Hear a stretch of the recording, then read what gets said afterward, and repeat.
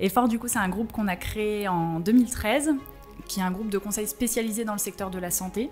On est un groupe aujourd'hui de 2500 personnes, européens, basés aux États-Unis également. Et on a pour ambition de pouvoir bâtir un leader mondial de ce secteur du conseil dédié à la santé. Waouh! Rien que ça. Donc c'était dans les gènes, l'entrepreneuriat? Qu'est-ce qui s'est passé? Ouais, c'est vraiment... 2 ans de salariat? C'est pas beaucoup. Non, c'est pas beaucoup. Non, c'est vraiment... Et d'ailleurs, je ressens finalement cette notion d'entrepreneuriat comme plutôt quelque chose qui est assez intrinsèque. Et c'est vrai que moi, j'ai vécu ça depuis toute petite. Finalement, mon papa était entrepreneur. J'ai vu ma maman travailler avec lui. Tout à fait. C'est vraiment cette approche conseil, en fait. Ouais. C'est ça qu'on a envie d'être. Le métier peut être parfois vu comme un pourvoyeur de ressources.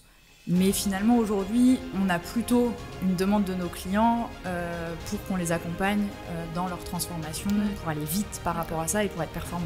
Tu te retrouves jour 1 avec globalement ton téléphone, ton ordinateur, et il faut donner envie aux clients de te rencontrer alors que tu n'existes pas. Et finalement, les clients et les candidats achètent toi, achètent vraiment la confiance qu'ils peuvent avoir en toi sur ta capacité à te déchirer pour leur apporter la bonne solution, pour bien suivre les choses, pour tenir tes engagements finalement. Mais ouais, non, mon rêve le plus fou, c'est juste que ça continue en vrai, parce que c'est génial. Cet épisode a été réalisé avec le soutien de Effort. Bonjour à tous, bienvenue dans ce nouvel épisode de Pharma Minds. Aujourd'hui, j'ai le plaisir de recevoir Julie Marion, qui est la directrice des opérations du groupe Effort. Et je suis ravie d'être avec toi aujourd'hui. Julie, bonjour. Bonjour Nathalie, je suis ravie d'être là aussi. Merci pour ton accueil. Avec grand plaisir. Écoute, pourquoi tu es là aujourd'hui? Parce que le groupe Effort, c'est une boîte qui a explosé en fait ces 10 dernières années, qui est passée de 0 à 2500 personnes. C'est ça. Ce qui n'est pas anodin. Dans ce secteur de la pharma, et on va essayer de comprendre déjà ce qui s'est passé et puis voir comment on fait pour être capable d'accompagner un secteur, avoir aussi toujours une longueur d'avance sur ce que cette industrie a besoin. Et puis je suis aussi hyper curieuse de savoir comment une femme de moins de 40 ans réussit à faire quelque chose comme ça. Et ben, hâte de partager tout ça. Ça te va? Ouais, avec plaisir. Bon, vous allez tout savoir en tout cas pour comprendre ces métiers qui sont essentiels pour faire tourner un secteur de la pharma qui est très exigeant en ressources humaines. Exactement. J'ai hâte. Bon, pour commencer, on va parler du groupe Effort. Je te laisse présenter le groupe, ses activités rapidement. Ouais, avec plaisir. Effort, du coup, c'est un groupe qu'on a créé en 2013, qui est un groupe de conseil spécialisé dans le secteur de la santé. Donc notre métier, c'est d'accompagner les industriels tout au long du cycle de vie produit pour pouvoir globalement les aider à être performants. On est un groupe aujourd'hui de 2500 personnes, européens, basés aux États-Unis également. Et on a pour ambition de pouvoir bâtir un leader mondial de ce secteur du conseil dédié à la santé. Waouh! Rien que ça. Belle ambition. Votre métier, c'est ce qu'on appelle une CRO?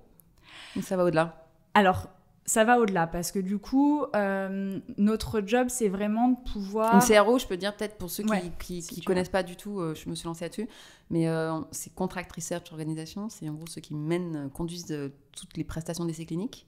Oui, exactement. Donc on va être au sein d'une CRO, on va être vraiment dédié sur ces phases recherche.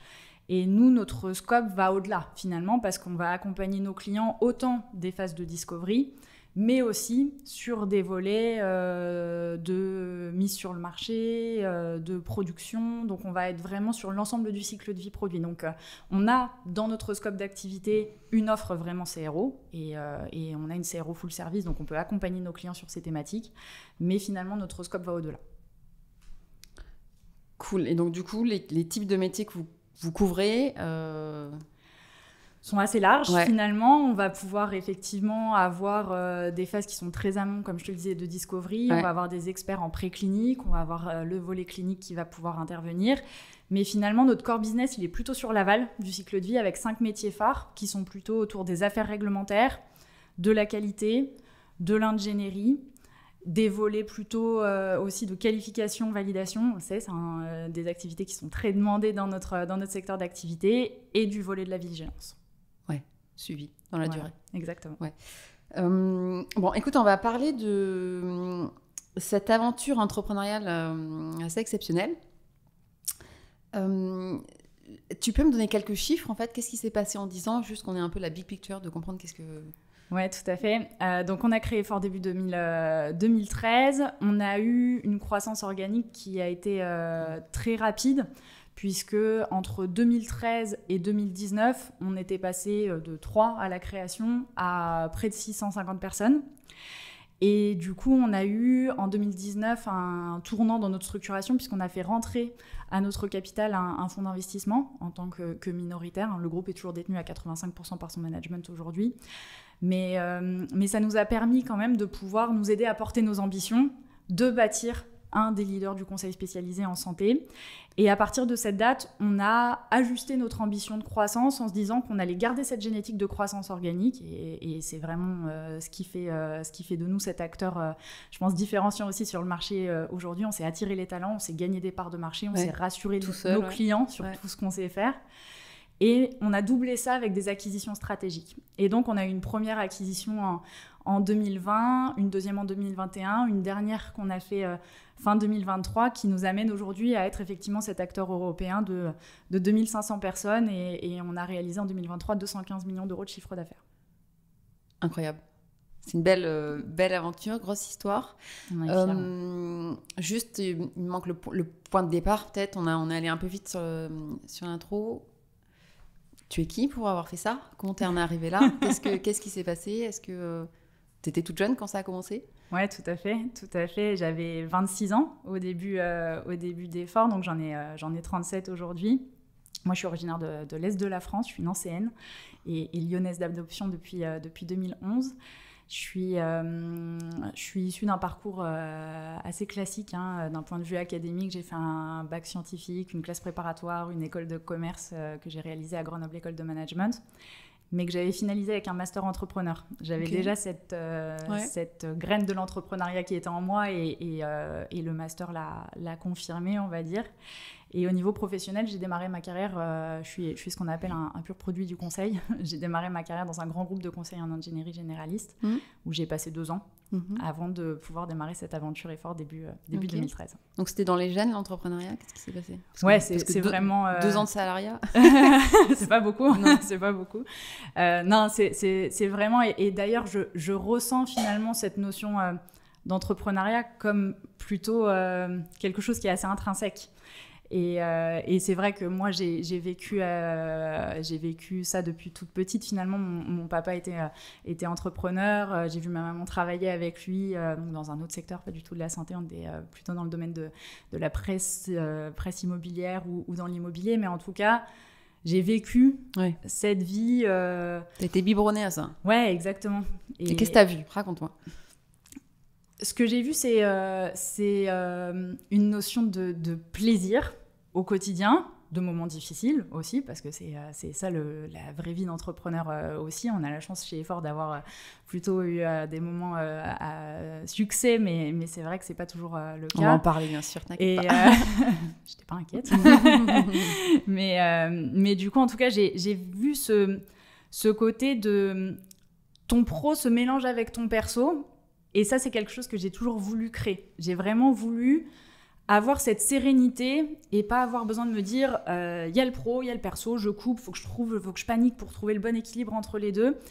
Et pour moi, en fait, le fait d'avoir vécu ça naturellement quand j'étais petite, j'allais au bureau le soir, je faisais mes activités au bureau pendant que mon papa et ma maman finissaient les activités qu'il pouvait y avoir à faire. Je trouvais que c'était sain, en fait, c'est le mot qui venait à l'esprit aussi, ouais. C'est que...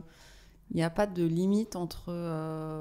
Il n'y a pas de stop, de non, en tout cas, ça cohabite. Ça cohabite, et effectivement, c'est pas quelque chose que où tu es complexé de dire que ça cohabite. C'est pas, mince, j'ai encore mon boulot qui rentre à la maison, etc. La frustration, et d'être jamais à la bonne place et tout. Il y a une notion de simplicité, je trouve, par rapport à ça. Ah ouais. Ok. C'est comme ça que je le plaisir, ressens. difficulté, ok. Et du coup, en fait, franchement, je sais pas comment on va finir cet entretien, mais il commence par la fin. Mais du coup, t'as voulu chercher ça. C'est marrant que tu commences par ça, par en fait quasiment le drive il n'y avait pas que ça, je pense, dans le choix de faire l'entrepreneuriat, mais il y a le fait de vouloir imbriquer sainement son pro et son perso. Je pense que c'est en tout cas quelque chose qui est hyper important pour moi. Je suis profondément humaine et on a ce luxe dans l'entrepreneuriat, au-delà d'avoir cette facilité d'imbriquer ton pro, ton perso, comme je le disais, de choisir aussi ses collègues. Et tu as vraiment ce côté de ton quotidien, en fait, est un... Et encore une fois, il ne faut pas le surimaginer, c'est pas que du plaisir. Ouais. Voilà, il y a des moments difficiles, il y a des décisions à prendre, il faut ajuster les choses, etc. Mais c'est vrai qu'on a vraiment ce luxe de pouvoir le faire avec les gens qui sont pour toi, des gens qui vont d'une part faire réussir l'aventure, des gens que tu apprécies et donc pour qui tu vas te déchirer aussi au quotidien pour qu'ils, eux, grandissent et évoluent. Et c'est vrai que c'est un petit peu tout cet ensemble de moi, j'y trouve mon bon équilibre parce que finalement, en fait, ma journée, elle est... rythmé par les gens avec qui j'ai envie d'être, finalement. Du plaisir, quoi, des bonnes zones pour les gens. Exactement. Et le côté ambition dans tout ça, le côté détermination, ambition. Ça, je pense je pense que c'est quelque chose qui est venu au final assez tôt. J'ai une petite anecdote sur ça. Je me rappelle en 6e, je ne sais pas si c'était le cas pour toi aussi, en 6e, on devait faire un projet personnel de l'élève. Et du coup, il fallait imaginer un petit peu qu'est-ce qu'on avait envie de faire comme métier. Et moi, du coup, à 11 ans, j'avais dit que je voulais être directrice marketing et commerciale. Donc, j'avais quand même assez tôt cette envie, globalement, de prendre des fonctions responsabilisantes et de pouvoir être aussi dans ce volet de business, hein, finalement. C'est ça que j'avais Tu mettais quoi derrière à 11 ans ? Ça veut dire quoi, être directeur marketing ? Je pense qu'à 11 ans, j'y mettais surtout l'image de la femme que j'avais envie d'être, à savoir avoir un bon degré d'autonomie, je pense, de pouvoir... Tu veux dire quoi, de financière, de décision, ça en fait partie, effectivement. Je pense que c'est surtout de pouvoir avoir un poste où j'ai un peu de liberté, finalement, un peu cette autonomie. Et naturellement, pour moi, à cette époque, je me disais que d'être directrice, ça voulait dire que tu pouvais organiser un petit peu ta journée, tu pouvais prendre des décisions. D'accord. C'était un peu ça. Ok. Mais le côté, ambition, viser grand, c'est... Parce que quand vous êtes lancé à plusieurs... Oui, tout à fait. Comment ça s'est passé ? Tu nous racontes un peu le tout début. Fixer les premiers objectifs quand on est si jeune. Alors... on fixe pas ça, j'imagine. Mais... ouais. Et pour le coup, moi, j'ai... en fait, le président d'Effort, c'était la personne qui m'avait recrutée dans ma précédente expérience. Et je l'ai vraiment vu aussi comme un mentor, comme quelqu'un en qui j'ai eu vraiment confiance sur le fait de me faire avancer et de me faire développer. Et c'est pour ça que j'ai démarré cette aventure naturellement, parce que j'avais confiance. Accessoirement, parce que mon mari travaille aussi chez Effort et a démarré l'aventure avec nous. Donc, il y avait ce cocon qui était très serein. Ils avaient un peu plus d'expérience ? Mon mari, on a à peu près le même âge. Il a 2 ans d'expérience de plus que moi et donc 2 ans d'expérience de plus dans le conseil. Et mon patron, j'ai pas le droit de dire son âge, je suis désolée. Mais il avait un peu plus d'expérience. Politesse oblige pour les hommes. Exactement. Mais non, en tout cas, il y avait cette sérénité. Après, te dire que quand on a démarré début 2013, on avait cette ambition de bâtir un leader mondial. Non, c'était pas le cas. On avait surtout l'ambition d'apporter... ce service qui n'existait pas forcément sur le marché à l'époque, d'avoir vraiment cette société spécialisée. On est quand même dans un environnement où on est tout le temps en face des autorités et nous, on ressentait qu'il fallait apporter à nos clients ce juste niveau de qualité à avoir et leur permettre de se concentrer sur leur business finalement. Donc, vraiment revenir sur cette approche conseil en étant un pur spécialiste. C'est ma question de savoir en quoi il fallait que vous existiez. Effectivement, je pense que c'est vraiment cette notion de servir le secteur. Initialement, d'ailleurs, on a plutôt démarré dans le secteur du dispositif médical que dans le secteur de la pharma, parce que c'est vrai qu'on retrouve du coup un écosystème qui est aussi un écosystème avec plus de structures qui peuvent être de petite taille ou de taille intermédiaire. Et du coup, ils ont besoin de cette approche qui est hyper tailor-made, de cette capacité à pouvoir leur permettre de se concentrer sur leur innovation, sur leurs produits et d'avoir justement cette vue très pragmatique de ce qu'il faut créer d'un point de vue compliance. Et du coup, c'est comme ça qu'on a vraiment démarré et notre offre de service, bien sûr, c'est D'accord, d'avoir des prestataires externes de confiance qui assurent un niveau de qualité. Exactement. Ouais, au moins, J'aime celui bien, qui vole, quoi. j'aime bien la notion de partenariat. D'accord. Parce que c'est vrai que notre métier du service est souvent vu comme un sous-traitant. Et c'est vrai, on est un sous-traitant. Notre job, c'est de rendre service à nos clients pour ce sur quoi ils font appel à nous. Mais aujourd'hui, à titre personnel, je me responsabilise vraiment davantage. Je pense que avec toutes les transformations qui arrivent dans cet écosystème, il faut qu'on rende nos clients performants, il faut qu'on les aide à délivrer leurs projets de façon plus rapide. Et du coup, notre job, c'est vraiment ça, d'apporter la bonne solution au bon moment. Ok. On va venir en détail sur vraiment à quoi vous servez la brique que vous apportez. Peut-être qu'on peut revenir sur cette croissance. Ouais. Donc, tu as parlé un peu des cycles qu'il y a eu. Pour toi, c'était quoi les combats les plus difficiles ? Sans hésiter, je pense que le plus difficile, c'est le tout début. 0 à 1, quoi. Ouais, c'est parce que finalement, tu te retrouves jour 1 avec globalement ton téléphone, ton ordinateur, et il faut donner envie aux clients de te rencontrer alors que tu n'existes pas. Il faut donner envie aux candidats de vouloir rejoindre ton aventure alors que tu n'as pas forcément de garantie de pouvoir leur proposer finalement cette accélération de carrière qui est vraiment ce qu'on offre, je pense, aujourd'hui d'assez dingue. Et du coup, finalement, les clients et les candidats achètent toi, achètent vraiment la confiance qu'ils peuvent avoir en toi sur ta capacité à te déchirer pour leur apporter la bonne solution, pour bien suivre les choses, pour tenir tes engagements, finalement. Les perles rares. Exactement. Et que l'organisation qu'on met en place derrière les personnes fasse que ces personnes aient le bon degré d'autonomie pour délivrer de la meilleure des façons. Et du coup, vos forces dans tout ça, aujourd'hui ? Je pense qu'elles sont multiples. Je dirais qu'il y en a 3 qui sont clés. La première, c'est l'organisation qu'on a mis en place en interne autour d'une direction technique. On a une direction technique qui est faite d'à peu près 250 personnes aujourd'hui. Et les experts et forts de cette direction technique, ils sont là pour assurer à nos clients qu'on puisse délivrer avec la bonne équipe de réalisation nos projets. Parce qu'il y a dans chacun des projets parfois des activités qui sont plus opérationnelles, parfois des activités qui ont besoin d'un très haut niveau d'expertise. Et finalement, c'est notre apport vraiment de valeur aujourd'hui de pouvoir dimensionner la bonne équipe pour qu'ils aient le bon coût de prestation aussi par rapport à ce dont ils ont besoin.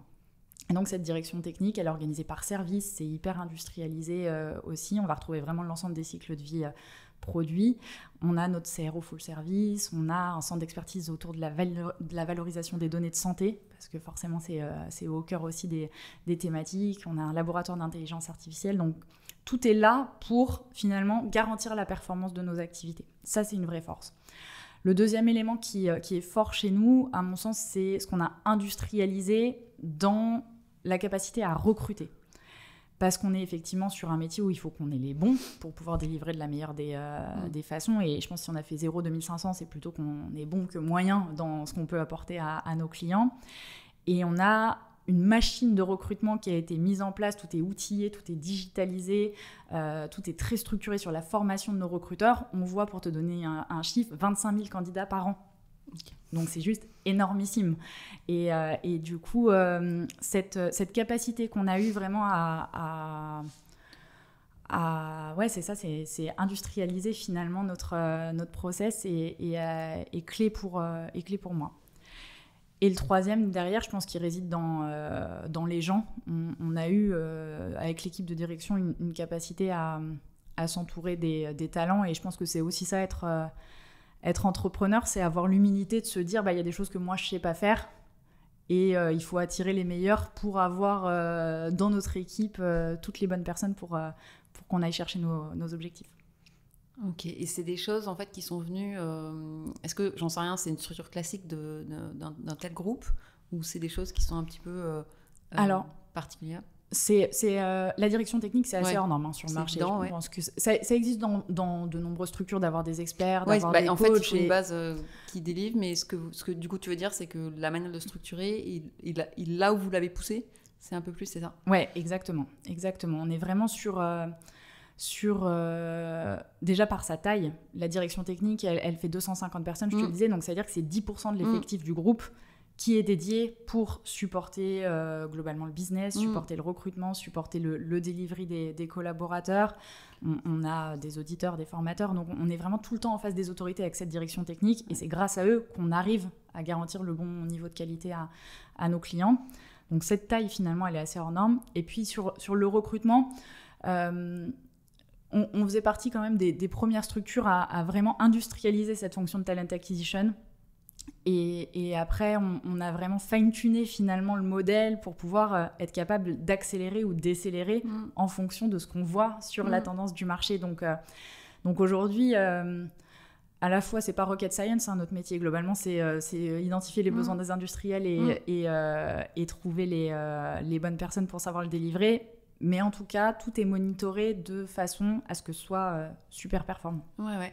Et du coup, c'est un de vos enjeux, ce que je comprends, c'est aussi être réactif à sentir le marché très vite, à sentir où ça va, qu'est-ce qui se passe. Exactement. Ça monte, ça descend. Exactement.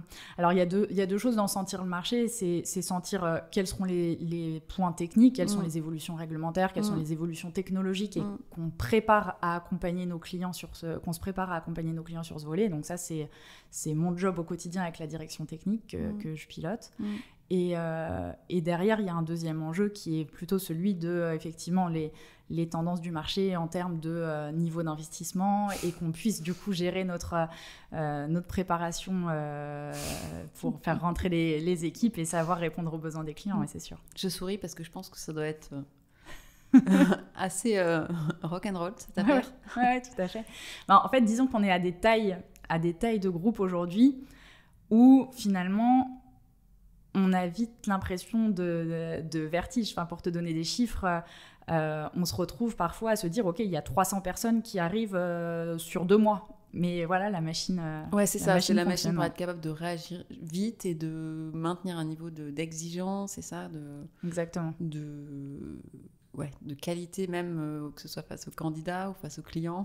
Ouais, tout à fait. En fait, on ne peut pas se permettre de dégrader. On se laisse pas le choix, parce que par rapport à l'ambition que je te donnais de bâtir un des leaders mondiaux, alors on a envie que le nom d'Effort marque et qu'on soit vraiment vu comme une brique clé du secteur. Finalement on se laisse pas le choix, et donc il y a vraiment cette humilité, cette transparence de dire que si on sent qu'on saura pas faire avec le bon niveau, on préfère dire au client on saura pas faire. Et donc je pense que ça a joué aussi dans la confiance qui a pu se créer vis-à-vis de nous. Ça m'intéresse cette histoire de recrutement, parce que c'est quand même un sujet d'être capable de recruter les bonnes personnes. Qu'est-ce que vous faites bien? Et la question que j'ai derrière, c'est qu'est-ce que le fait d'industrialiser, met en angle mort ou complexifie? C'est difficile. Alors, je pense que ce qui est fort, c'est effectivement la notion de vitesse. Parce que globalement, pour être sûr d'attirer les talents, ils sont chassés de tous les côtés. Il faut qu'on aille vite aussi pour leur permettre d'avoir toutes les clés en main pour prendre une décision. Donc cette notion de vitesse, elle est clé. Et notre process de recrutement, généralement, il dure à peu près 2 semaines quand on a quelqu'un qui nous plaît. Donc ça va très vite finalement.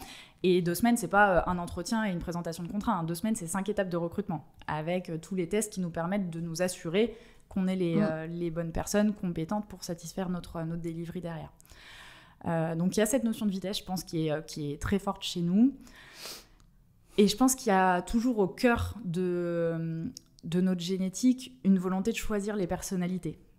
Parce que moi, je me responsabilise sur le fait qu'on puisse créer aussi les talents qui seront les leaders de demain pour nos clients industriels. C'est vrai qu'on est dans un métier où il ne faut pas se voiler la face. Parfois, nos collaborateurs deviennent nos clients. Et on en est super fiers aussi. Alors, c'est pas le cœur de notre métier, hein, bien sûr, mais en tout cas, je suis contente quand on a réussi à créer. Alors, il y avait une super base, les gens ont des super études, ont la tête bien faite et se responsabilisent pour progresser au quotidien. Mais en tout cas, la machine effort, finalement, permet de donner accès à des missions qui permettent d'accélérer les carrières, qui permettent d'apprendre vite des nouvelles choses. On a tout un système de formation interne qui leur permet aussi de se développer d'un point de vue un peu plus personnel. Et j'avoue de se dire qu'on crée ces personnalités qui seront certainement les leaders pour bâtir la santé de demain. Ouais. C'est quelque chose qui je pense, est assez clé. Ouais. Ok. Mais ça m'intrigue encore plus, quoi, du coup, le côté comment on garde la personnalité quand on fait rentrer un process, quand on industrialise. Je pense que c'est très lié à la personnalité de nos recruteurs aussi. Au final, t'as vraiment tout qui s'imbrique et vraiment tout est... rien n'est laissé au hasard, finalement. Nos process de recrutement, pour recruter nos recruteurs, ils sont aussi exigeants, finalement, voire plus, parce qu'on veut être sûr que à notre taille de groupe, on ne peut pas se permettre, nous, maintenant, de pouvoir nous assurer que tous les collaborateurs qui sont signés cochent toutes les cases. Donc, il faut qu'on soit sûr que nos recruteurs aient le bon niveau de responsabilisation et les mêmes critères de sélection. Et donc, tout ça est aussi clé et on passe énormément de temps à former. On a une académie interne qui est dédiée que pour les fonctions de recrutement et business pour être sûr que tout se fait de la même façon. Et les types de profils que vous recrutez, c'est quoi ? Je veux dire, c'est plutôt des jeunes que tu me disais qui ont la tête bien faite, c'est des gens qui sortent d'école ou c'est... Alors, on a une pyramide des âges qui est assez équilibrée. Ouais. Donc, on est vraiment sur des profils ingénieurs, pharmaciens, docteurs. Et la pyramide des âges, on va avoir autant des profils qui peuvent être effectivement juniors et qu'on va pouvoir lancer finalement dans leur carrière, que des profils qui sont très experts. Dans ma direction technique, par exemple, j'ai principalement des profils experts. On a pas mal de personnes qui ont vécu une expérience industrielle et qui ont envie de faire profiter aussi, de partager, accessoirement de pouvoir voir aussi d'autres choses. Quand ils ont été souvent dans une carrière dans une seule ou deux industries, ils ont envie de voir un petit peu d'autres environnements. Donc là où il y a peut-être un peu moins de ressources, c'est cet âge où tu peux construire un peu ta famille, parce que c'est un métier qui peut faire un peu peur aussi sur ce déséquilibre avant de là je fais ce projet et demain j'accompagnerai un client sur autre chose. Parce que c'est des cycles que tu nous parles un peu du quotidien, c'est des cycles de cours de quelques mois, c'est quoi ? C'est très variable. Ouais. C'est très variable. On peut avoir des projets qui peuvent être assez longs pour accompagner un client dans ses projets d'industrialisation. Mais on ne choisit pas, donc on ne sait pas sur quoi on tombe en fonction de sa vie. Exactement. Et c'est le job des business managers qui sont là pour assurer la bonne succession de missions par rapport à l'envie du collaborateur aussi. Ouais. Mais ça peut donner un petit peu ce sentiment de déséquilibre finalement, ce métier. Donc, mais en tout cas, pour répondre à ta question, la pyramide des âges est vraiment équilibrée et on trouve avec la même réactivité les niveaux d'expérience. Et je ne sais pas si tu peux... parce qu'il y a une partie qui m'intéressait de regarder, en fait, ta vision sur le monde de la pharma, en étant justement partenaire externe. Je ne sais pas, du coup, on peut commencer par le recrutement. Qu'est-ce que tu vois ? Qu'est-ce que tu observes ? Qu'est-ce qui te fait envie ? Qu'est-ce qui ne te fait pas envie dans les gens que tu vois ? Dans les candidats que je rencontre, tu veux dire ? Non, pas les candidats, les gens que tu vois chez tes clients, peut-être. Chez mes clients. Ouais, parce que c'est vraiment, là, je te demande, c'est pas l'exercice facile, mais de dire, ok, moi je viens dans notre monde, on peut le dire, t'es entrepreneur, t'es dans le domaine de la prestation, et tu vois tes clients, tu dis, ok, il y a un niveau de qualité, admettons, mais il y a des choses qui me font envie, des choses que je veux pas que mes gens soient comme ça. Je veux pas une réponse polie, mais... Elle est pas facile, ta question. Non, elle est pas facile, mais justement, c'est pour ça que je voulais cet échange aussi, c'est que je trouve intéressant d'avoir un regard neuf sur l'industrie. Ouais, tout à fait. Et critique un peu si possible, parce que ça sert à rien de dire tout va bien, tout est beau. En fait, je pense que... ça fait plaisir, mais c'est pas... Je pense que ce qu'on arrive vraiment à transmettre, c'est que ce métier du conseil, c'est un métier différent que d'être industriel. Premièrement, parce que notre job, c'est un job de service. Donc, il faut avoir une humilité quand même extrême de se dire que, certes, le client fait appel à moi pour pouvoir apporter mon expertise, ma vision sur telle ou telle thématique. Malgré tout, c'est lui qui est décisionnaire. Et donc, il faut que je sache, moi, donner mon avis, mais le client prendra sa décision et je dois l'accepter le cas échéant. Donc, tu as vraiment déjà dans le savoir-être aussi du consultant quelque chose qui est vraiment dans ce positionnement... Nourrir la réflexion, mais ne pas s'imposer. Exactement. Et ne pas mal le vivre. Parce que parfois, tu as certains profils... En termes de leadership, se dire, on sait que certains profils, et moi je le dis avec beaucoup de transparence, quand je rencontre certaines personnes où je sens ce point de frustration potentiel, je leur dis, juste pour qu'on soit bien alignés, le métier de consultant c'est aussi ça, et si on y va ensemble, il faut que vous soyez prêts. C'est qui choisit, oui. Exactement.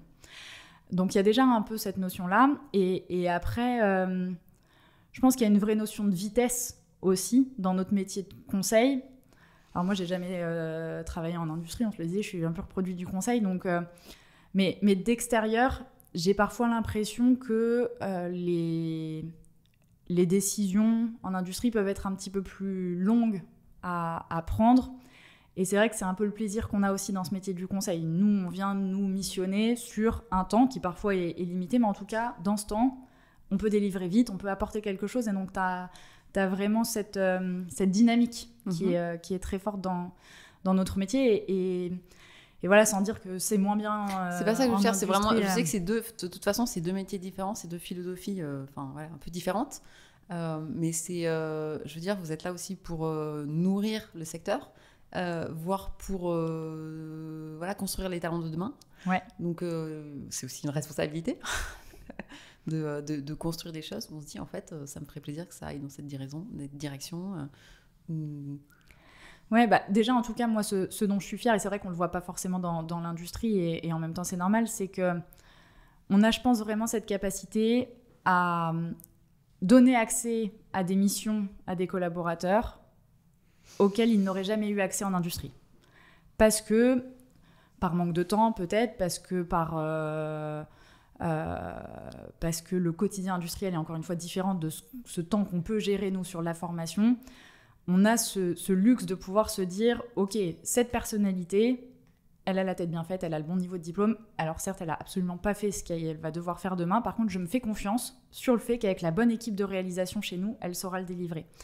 Donc je pense que cette capacité à laisser la chance aux collaborateurs qui ont des profils parfois qui sont un peu atypiques, qui ne rentrent pas dans des cases, cette notion de risque, c'est quelque chose qu'on fait au quotidien. Et en vous, je peux te demander, est-ce que c'est des choses que, je sais pas, les industriels vous demandent, genre aidez-nous à prendre plus de risques, ou c'est des questions qu'on vous pose? Pas comme ça, mais...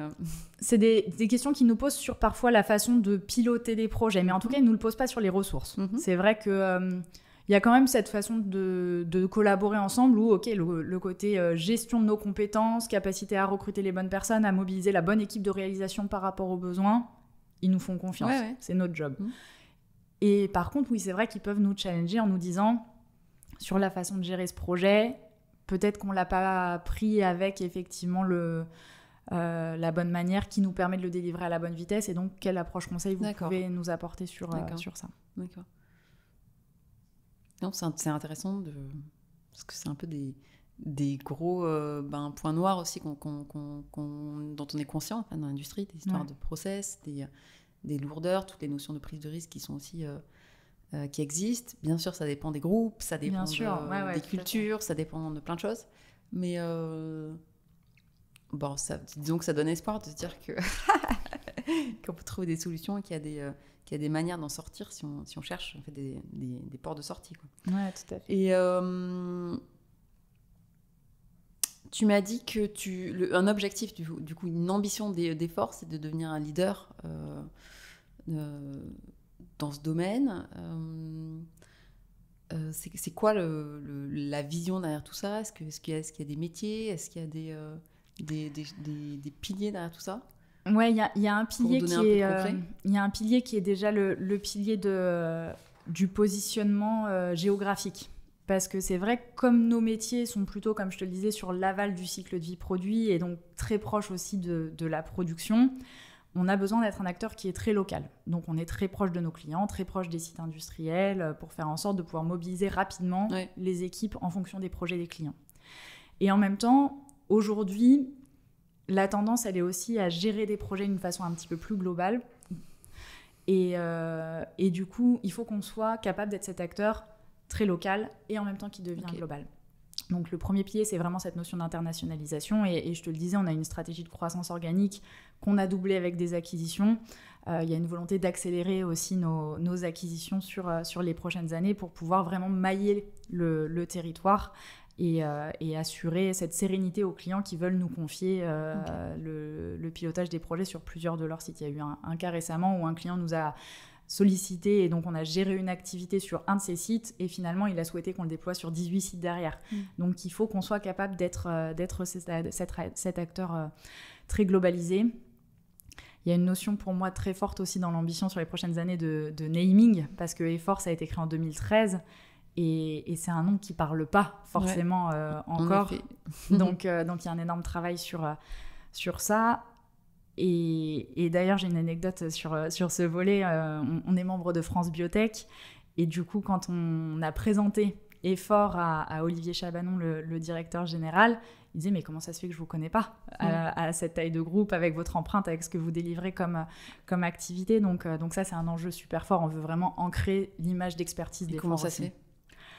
Alors, il y a un énorme travail déjà de structuration en interne. On a créé des fonctions qui n'existaient pas chez nous parce que nous, on se concentrait sur le fait de bien recruter, de bien délivrer. Donc, on a structuré cette direction technique super vite. On a bien structuré le business, bien structuré le recrutement. Et donc, on a structuré des fonctions qui sont plus autour de la communication, autour de l'événementiel, du média. On a une fonction plutôt sur de la communication scientifique aussi pour pouvoir... être invité à des tables rondes, membre de comités normatifs, ça vient petit à petit. Mais ça, je le vis au quotidien, vraiment de cette surprise quand je dis, du coup, on est 2500, redites-moi votre nom, Effort. Et ouais, non, ça, c'est un vrai challenge.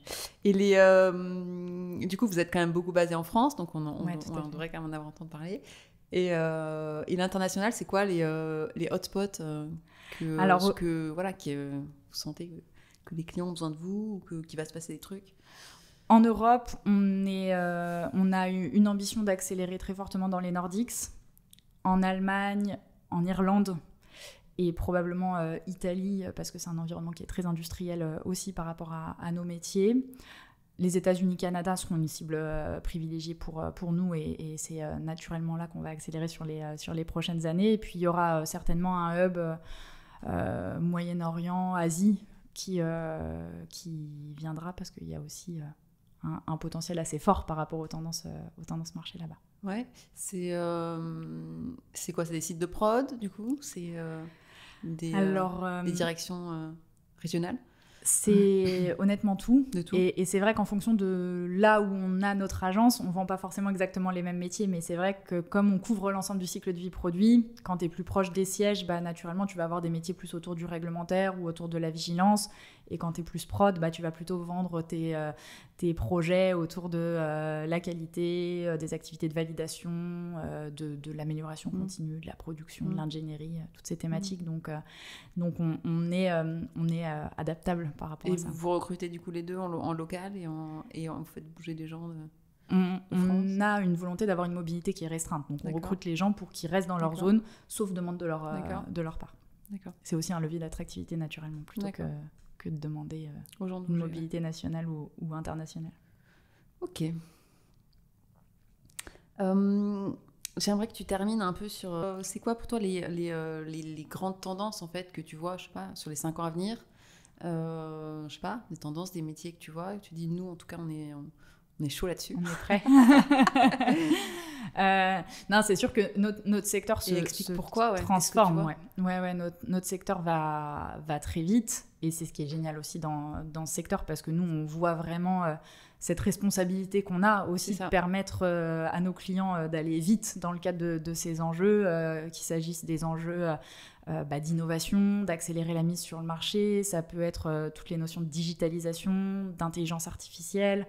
On parle beaucoup aussi de la responsabilité sociale et environnementale. Donc il y a vraiment tous ces enjeux.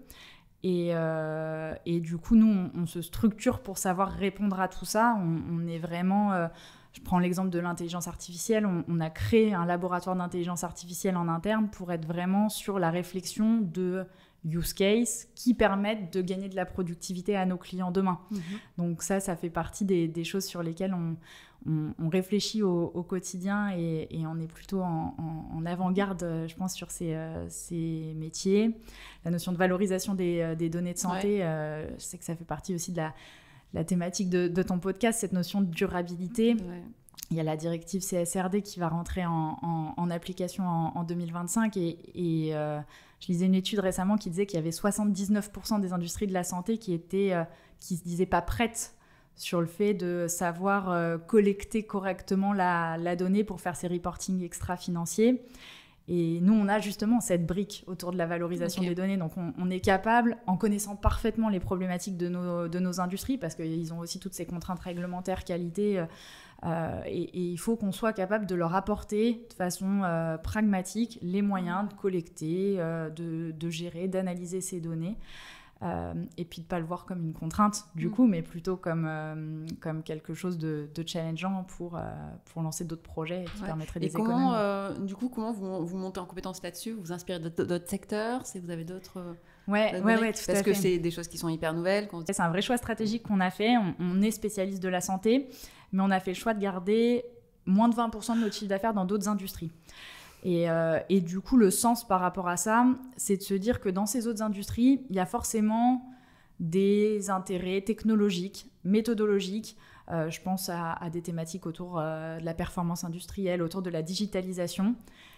Et du coup, on prend ce qui se fait très bien dans ces autres industries pour pouvoir justement apporter un petit peu cette vue à nos clients. Je te parlais des exemples autour de la responsabilité durable, on va dire. Il y a une offre chez nous qui est autour de la décarbonation des process. Et c'est vrai que c'est souvent dans d'autres industries qu'on a pu déjà voir lancer des projets. Et donc, on est capable aujourd'hui, nous, super vite, de pouvoir accompagner nos clients sur ces thématiques. Donc, du coup, c'est apporter une longueur d'avance, c'est apporter déjà un peu des use cases qui ont été faits. Donc, du coup, vous arrivez avec un truc un peu plus solide, quoi. Ouais, tout à fait. C'est vraiment cette approche conseil, en fait. Ouais. C'est ça qu'on a envie d'être. Le métier peut être parfois vu comme un pourvoyeur de ressources. Et c'est vrai que dans nos activités de service, parfois nos clients font appel à nous sur des activités qui peuvent être un peu moins stratégiques ou pour des raisons d'organisation. Ils se disent, cette activité, je vais plutôt la sous-traiter que de la garder dans mon core business. Mais finalement, aujourd'hui, on a plutôt une demande de nos clients pour qu'on les accompagne dans leur transformation, pour aller vite par rapport à ça et pour être performants. D'accord. Et je sais pas, tu as des chiffres un peu à partager là-dessus, en gros, de cette balance entre les gens, la part des demandes qui sont pour faire des choses un peu, je sais pas, incrémentales ou celles qui sont pour le genre pour business la routine, on va dire. Je pense que ça, on l'a vu vraiment sur les dernières années en termes de transformation. Je pense qu'on devait avoir peut-être un 70-30 entre 70 routines, 30 sur les nouveautés, il y a de ça peut-être 2 ans.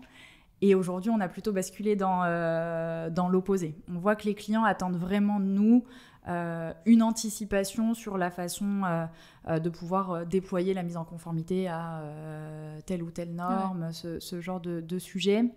Et c'est aussi très vrai dans la façon de gérer les projets. Souvent, ils nous disent, mais est-ce que vous pourriez améliorer notre méthodologie de gestion de projet ? Donc, tu n'as pas que ce côté expertise et sur le métier finalement pur, mais plutôt sur de la méthodo aussi. Ok, donc ça veut dire plein de choses. Ça veut dire que du coup, c'est des choses aussi qui sont... C'est aussi l'humilité de côté labo de se dire, ah ok, en fait, on ne va pas forcément avoir ça chez nous.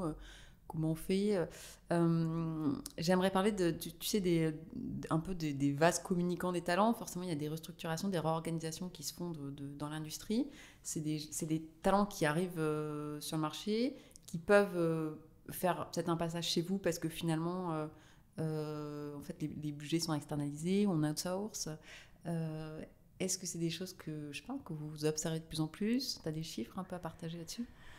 Alors, j'ai pas forcément de chiffres à te partager, mais en tout cas, c'est vrai que on voit qu'il y a une dynamique forte. Et du coup, quand il y a de ça encore quelques années, et ça existe toujours bien sûr, mais on voyait qu'il y avait plutôt des carrières très longues en industrie et cette envie de pouvoir derrière diffuser de la connaissance quand on arrivait à un niveau d'expérience un peu plus confirmé. Aujourd'hui, il y a plutôt le côté, ok, j'ai testé l'industrie, j'ai envie de tester la vie dans un autre environnement. Okay.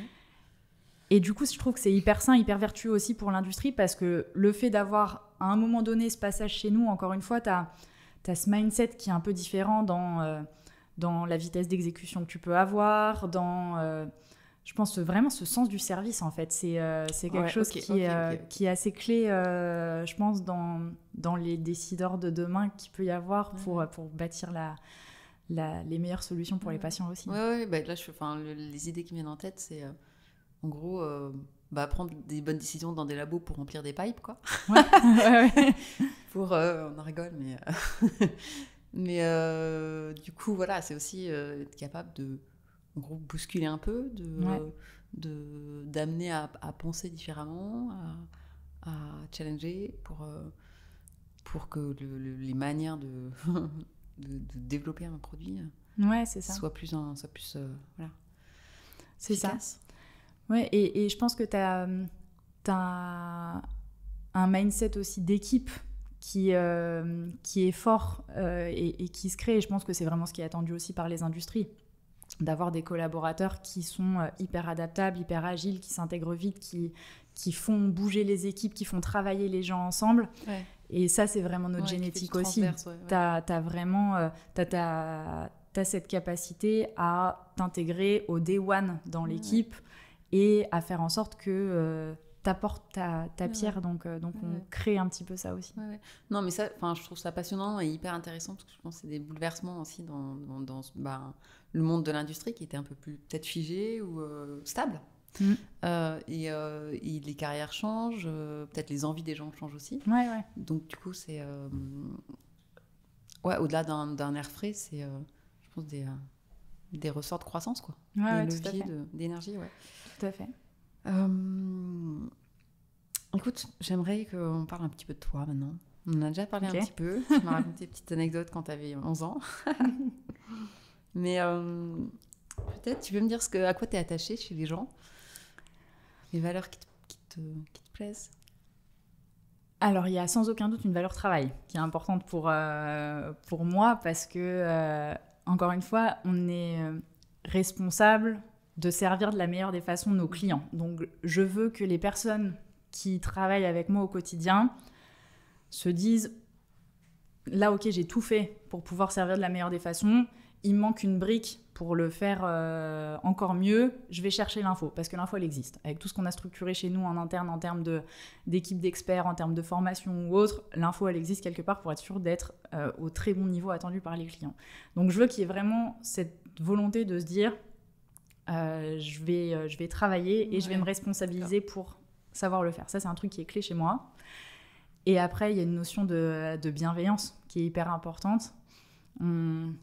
Parfois, j'ai ces retours avec cette croissance assez hors norme qu'on a pu avoir, le 3 2500 en une dizaine d'années. On a la crainte qu'il n'y ait pas la bienveillance chez nous. Et je trouve que c'est hyper dommage d'opposer performance et bienveillance. En fait, c'est justement parce qu'on a cette bienveillance d'amener les gens à se dépasser, à grandir, à trouver les bons éléments pour aller plus loin, qu'on est performant aussi au quotidien. Mais ça, je pense que c'est un élément qui est hyper important pour moi. Et je fais une petite digression, mais ok, c'est des clichés. Mais sur en gros, les nouvelles générations et le travail, est-ce que c'est des choses que tu observes ? Est-ce que tu vois un changement en fait, de vision au travail, d'engagement ? C'est des choses dont on parle en expliquant que les jeunes générations peuvent avoir une vision différente de la vie. Moi, j'ai observé à coup sûr un besoin de liberté. Et je trouve que c'est à nous aussi, en tant qu'entreprise, de trouver un moyen d'avoir certes ce cadre, mais dans lequel ils peuvent avoir cette liberté de s'exprimer et d'évoluer. Donc ça, oui, c'est sûr que je l'ai observé. D'accord. Je pose la question parce que c'est vraiment des questions qu'on me pose très souvent. Ouais, j'imagine. Et en vrai, tout le monde est un peu... des retours qui peuvent être différents.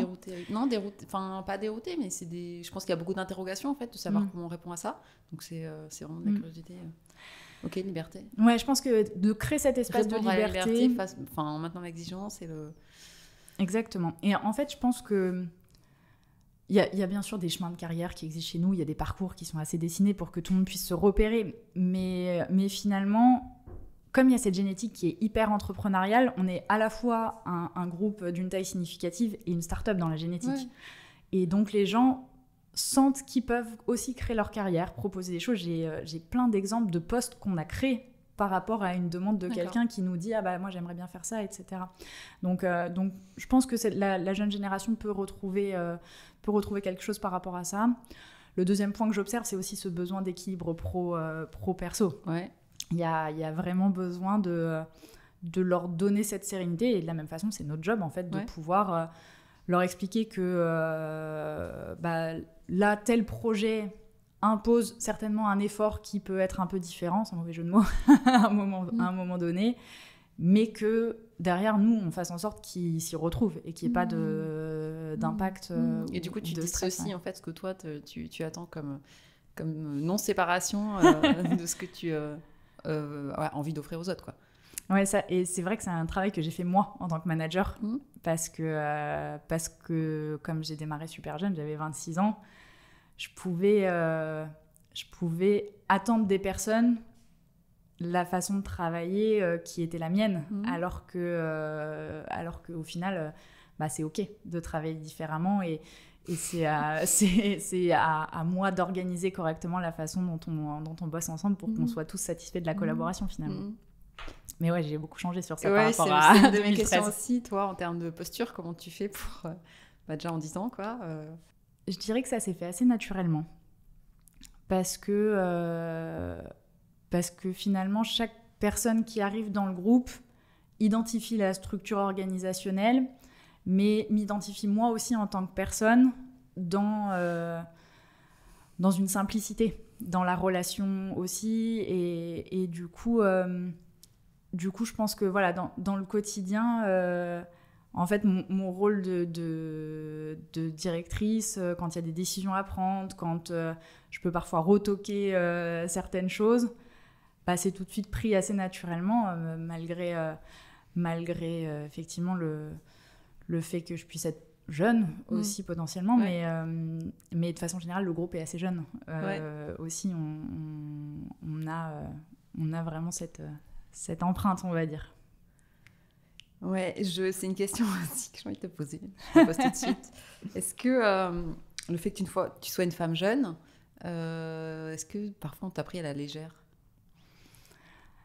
Alors déjà, en préambule, c'est vrai que c'est une question où on se dit un jour, ça serait bien qu'il n'y ait plus cette question de femme, jeune, est-ce que ça impacte, etc. Ouais, mais là, ça avance quand même positivement. Et elle y est encore, et bien sûr, c'est normal. Déjà, en interne, jamais.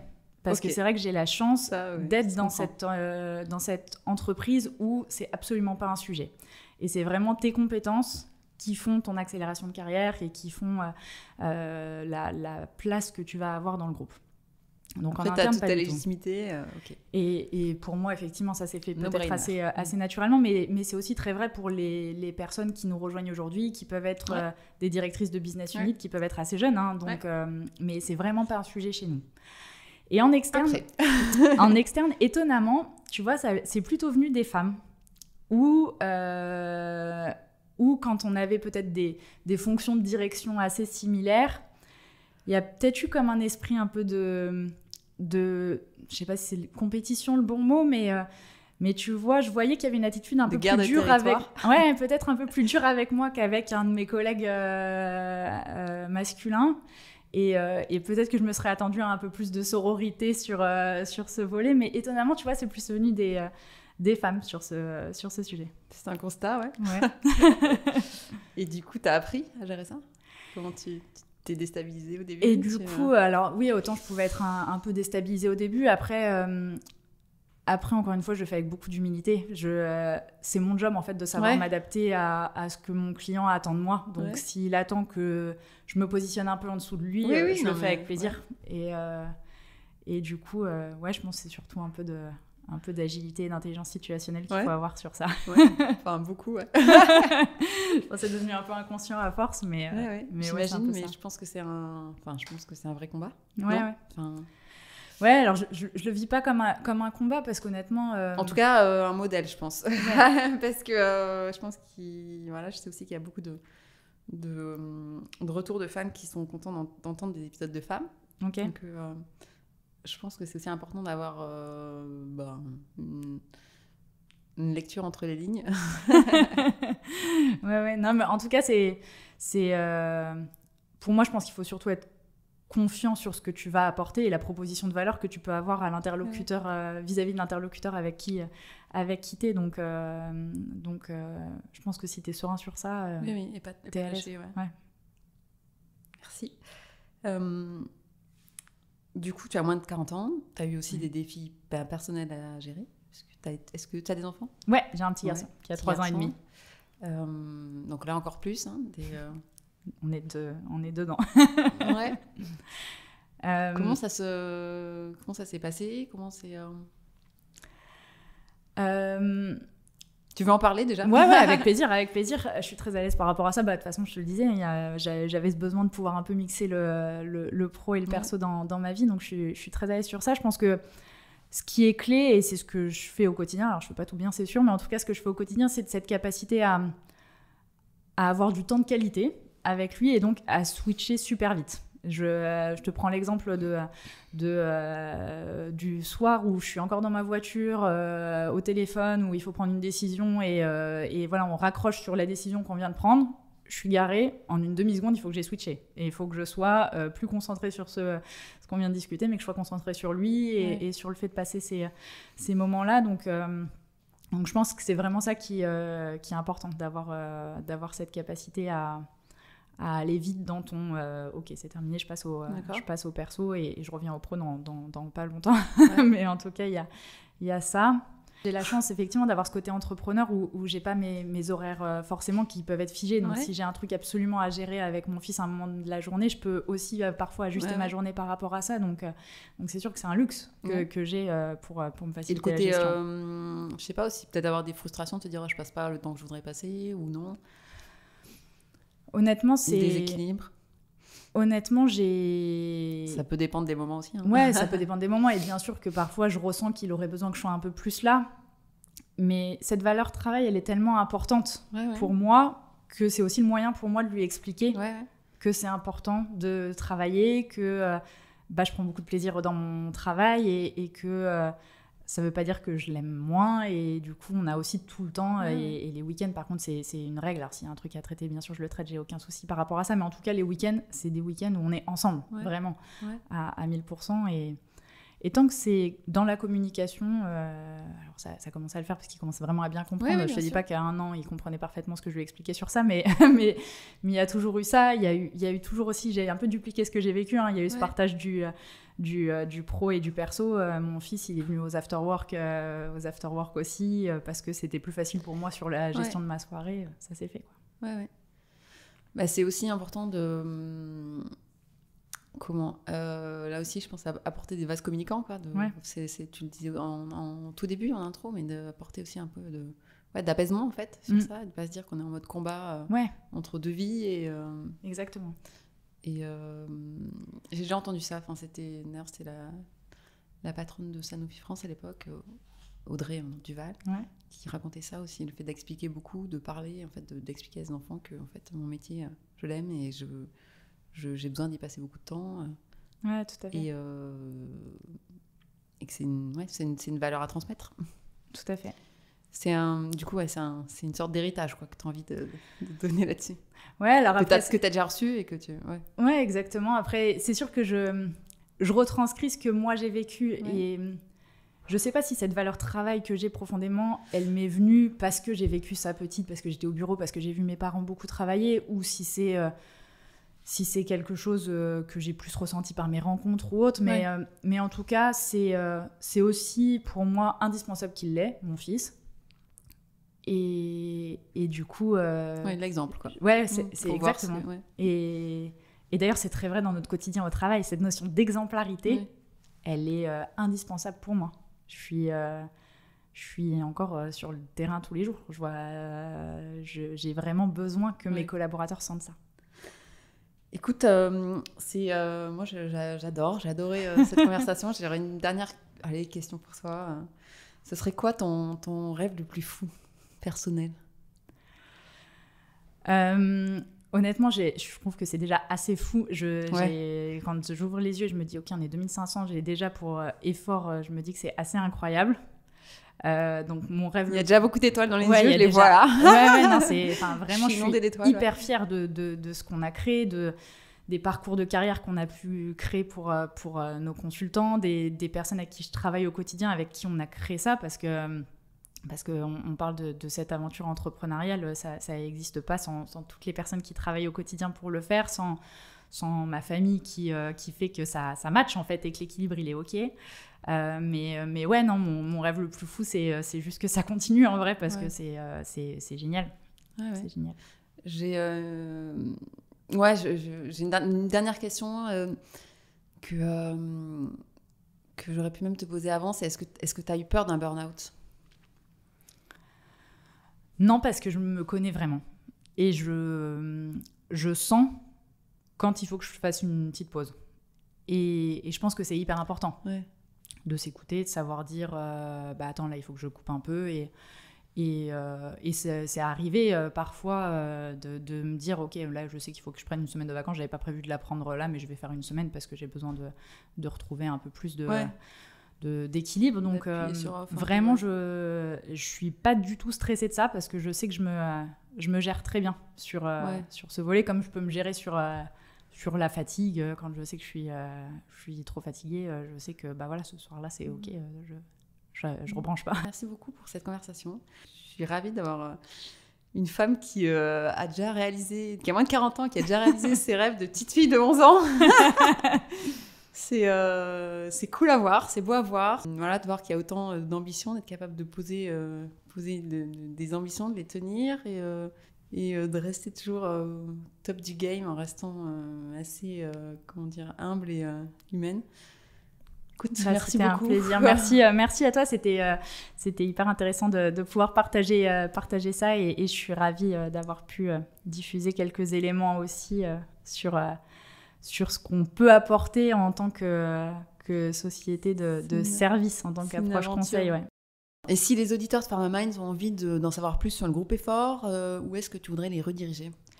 Alors, la page LinkedIn est assez clé sur ça, parce que tu as à la fois les aspects plus techniques, plus métiers, et ce qu'on peut apporter, que la vie d'entreprise et le quotidien. Ouais, tout à fait. Donc, la page LinkedIn est vraiment pas mal. Et puis après, moi-même, à titre personnel, je me tiens à leur écoute. Par LinkedIn, ça va très bien. Super. Merci. Merci à toi.